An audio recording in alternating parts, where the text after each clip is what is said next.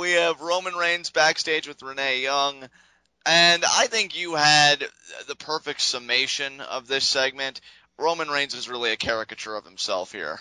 Yeah, he really has become a caricature of himself. Like, before, when he was with the Shield, the most, I would say, prominent descriptors of him were the strong silent type.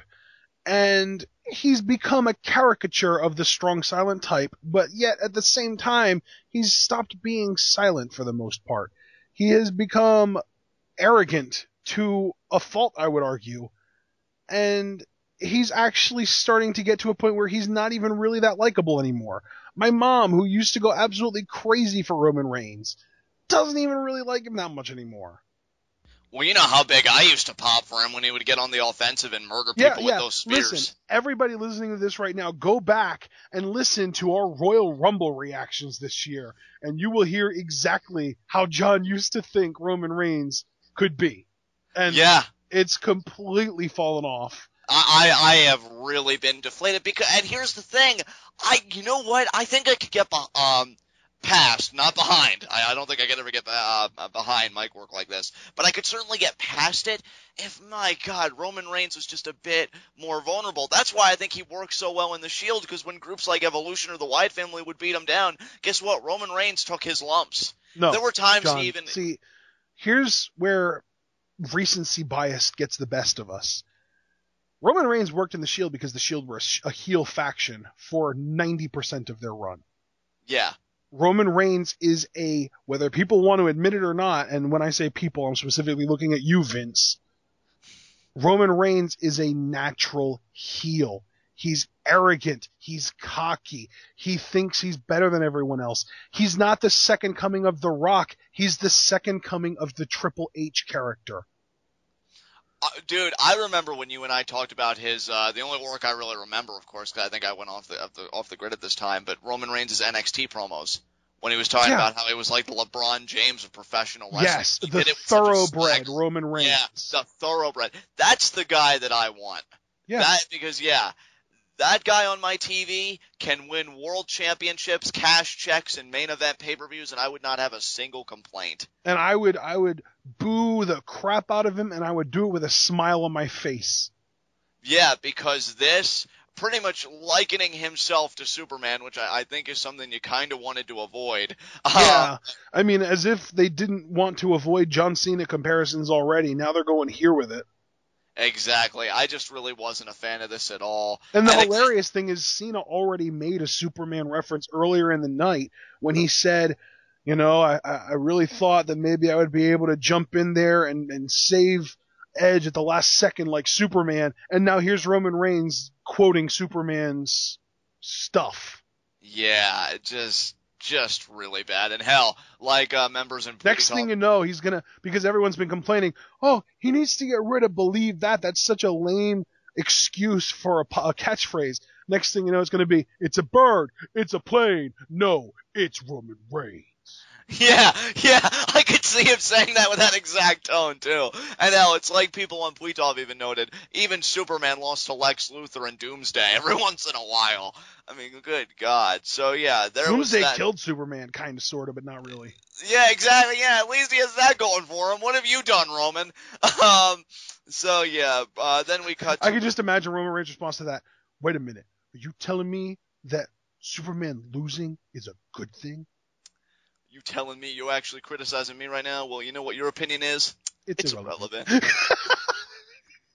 See, that was when he was a top heel. Exactly, and that's when I would have been like, well, oh, you're right. But we then cut to Bray Wyatt being backstage and talking about Dean Ambrose and their match, pretty much saying that tonight he's putting an end to Dean Ambrose's lunatic fringe, and that he's going to send him away in an ambulance. So, yeah, pretty good stuff from Bray here. Still in my fave 5, and I'm hoping he has a good year this year. And, yeah, it actually did kind of get me pumped a little bit for the ambulance match.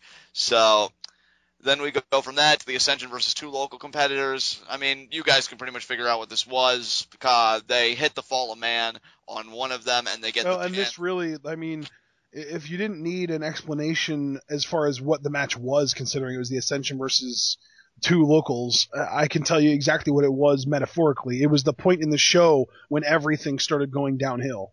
Yeah, mainly thanks to commentary, because they just can't get behind the Ascension. However, after that, I was really a fan of this, Ashton. Rusev and Lana are backstage. They will celebrate the Russian Christmas in a few days, and they offer this advice. America needs to keep their nose out of Russia's business and every other country's business. Rusev rips America. He pretty much says, you want to be the police force of the world, but you don't have the right, you don't have the jurisdiction to do so. You think you're so great, but you're not. And he says there's only one man who can lead the world to peace, Vladimir Putin. There was so much truth in this promo, and I love the backdrop, like the red backdrop they had going on. It reminded me of like an old school WWF promo a little bit. Yeah, it did feel very old school. I loved the feel of it. Yeah, it had such a great vibe, dude, and I'm telling you, Rusev is just carrying over the momentum that made me really have to pick him as my heel of the year in 2014. Well, we both did.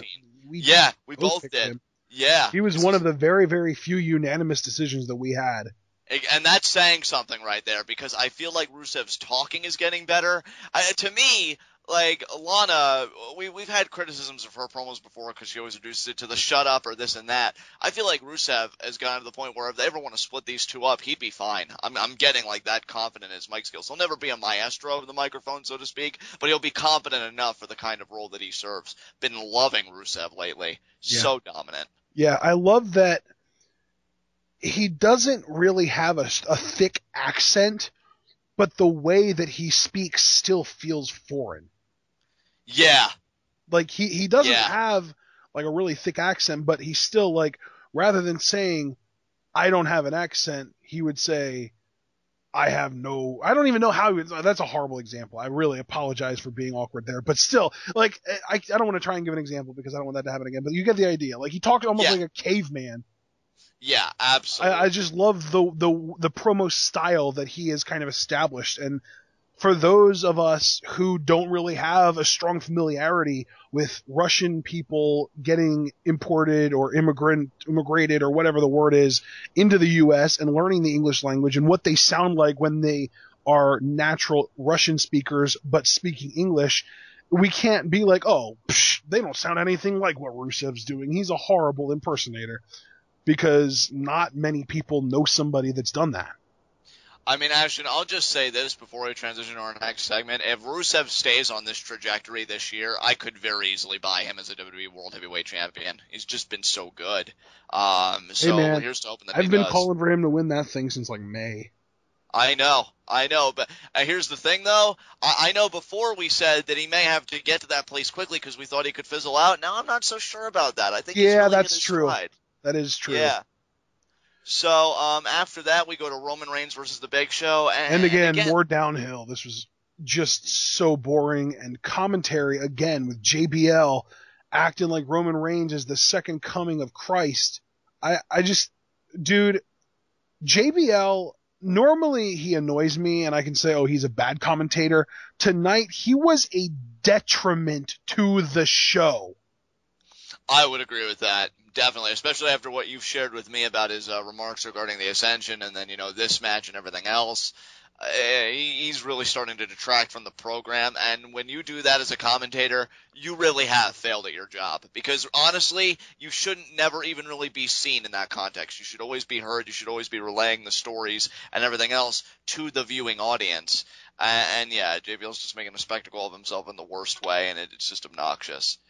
With that, it was what it was. It was your typical, kind of matchup from the Big Show, really trying to ground Reigns. He nailed a big spear early on, but only got a 2 count, of course, and they really beat him around. The funny thing is, I like how Big Show works as a heel. I just don't think him and Reigns have any, kind of a chemistry established. I was kind of thinking about Big Show's... Yeah, it's because they're both guys that need to get carried to good matches, and neither one of them are capable of carrying other people to good matches. Exactly, and it just really makes for a lot of awkward matchups. But in the end, of course, Roman Reigns fights out, gets a Samoan drop, tries to get a Superman punch, but Big Show blocks that, actually sending him over the top rope. I made a joke that if it was the Royal Rumble, Reigns would have been eliminated. I'm starting to wish. This is the WWE Men's Division's version of Summer Rae versus Charlotte. Yeah, pretty much. They continue to brawl at ringside. Show drops Reigns with a big kick, and he grabs the steel steps and just blatantly rams him in Reigns' face, so he pretty much threw the match away. Roman Reigns wins by DQ. Of course he does, because, and then, of course, Reigns also gets to spear Big Show while Show is holding the steps, making the steps fall on Big Show's head, which looked just wholly painful and uncomfortable. Yeah, dude, honestly, the more I think about it, the angrier I get, because it's just like every single time, just when you think Reigns is going to get the boots put to him, something fierce, he manages to evade it, and it's just really starting to irritate me. So before I really come to a boil, let's transition to something else.